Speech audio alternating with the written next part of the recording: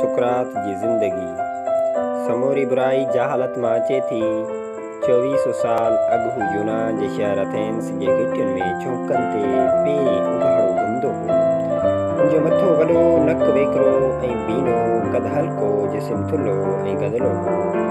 जीअं जीअं पोड़ो थींदो वियो, गंजो थी वियो। हीअ ख़ासि ढंग सां हलंदो हो ऐं अखियुनि खे फेराइण जी ख़ासि हरफ़त हुई।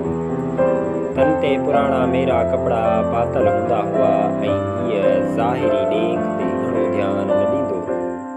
हू माण्हुनि सां कलाकनि जा कलाक हुस्न, नेकी, इल्मु, प्यार, दाहप, इंसाफ़, ज़िंदगी ऐं मौत ते बहस कंदो हो। हिन हमेशह सच जो प्रचार कयो। जीअं कारण खंयसि वक़्त जे हाकमनि ज़हर जो प्यालो पियारियो, उहो सुकरात हो। तोणे जो ही जिस्मानी तौर एतिरो ख़ूबसूरत न हो ऐं कपिड़े लटे ते घणो ध्यानु न ॾींदो हो।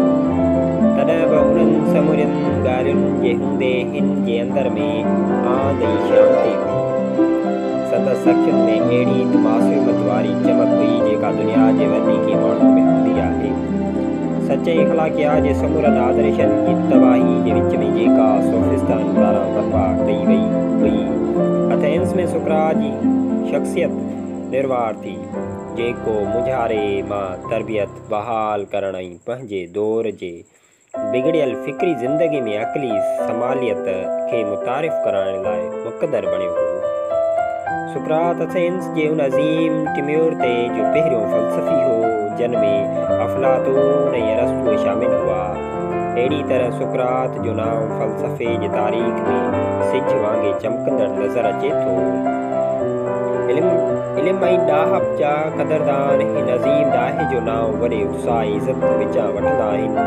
उहो ई सबबु आहे जो सुकरात जहिड़े साहिब दानिश ऐं अक़ुल जे अकाबर इंसान जो मिसाल दुनिया में वरली मिलंदो। छो त सुकरात सच ऐं ॾाह जो चिटो इजहार आहे। सुकरात पंहिंजी मर्ज़ीअ जो मौत मुओ हो। ज़माने जी बंदिश खां हिकु आज़ाद मौत जी जो मिसाल ज़माननि ताईं ज़िंदा रहंदो आयो आहे।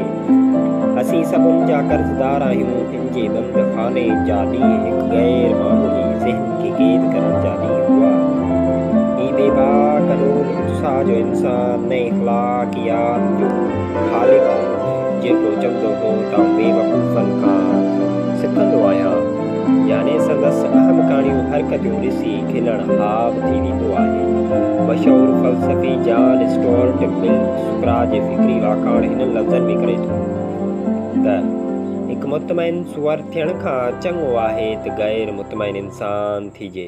हिकु मुतमइन बेवकूफ़ खां चङो आहे त गैर मुतमइन सुकरात थिजे। छाकाणि त गैर मुतमइन सुकरात हिकु मुतमइन बेवकूफ़ खां वधीक चङो आहे।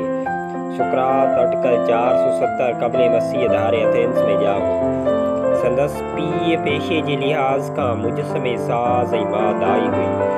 सुकरात जी शादी ज़ेन्थिपी सां थी, जेका संदसि 3 ॿारनि जी माउ हुई ऐं जेका चयो वञे थो त सुकरात खां उमिरि में 40 साल नंढी हुई।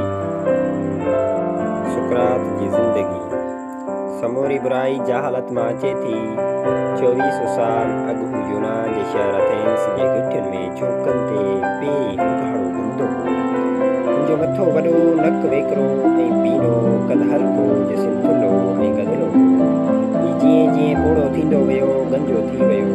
हीअ ख़ासि ढंग सां हलंदो हो ऐं अखियुनि खे फेराइण जी ख़ासि हरफ़त हुई। तन ते पुराणा मेरा कपिड़ा पातल हूंदा हुआ ऐं हीअ ज़ाहिरी ॾेख ते घणो ध्यानु न ॾींदो हो। हू माण्हुनि सां कलाकनि जा कलाक हुस्न, नेकी, इल्मु, प्यार, दाहप, इंसाफ़, ज़िंदगी ऐं मौत ते बहस कंदो हो। हिन हमेशह सच जो प्रचार कयो। जीअं कारण खंयसि वक़्त जे हाकमनि ज़हर जो प्यालो पियारियो, उहो सुकरात हो। तोणे जो ही जिस्मानी तौर एतिरो ख़ूबसूरत न हो ऐं कपिड़े लटे ते घणो ध्यानु न ॾींदो हो। तॾहिं बि उन्हनि समूरियुनि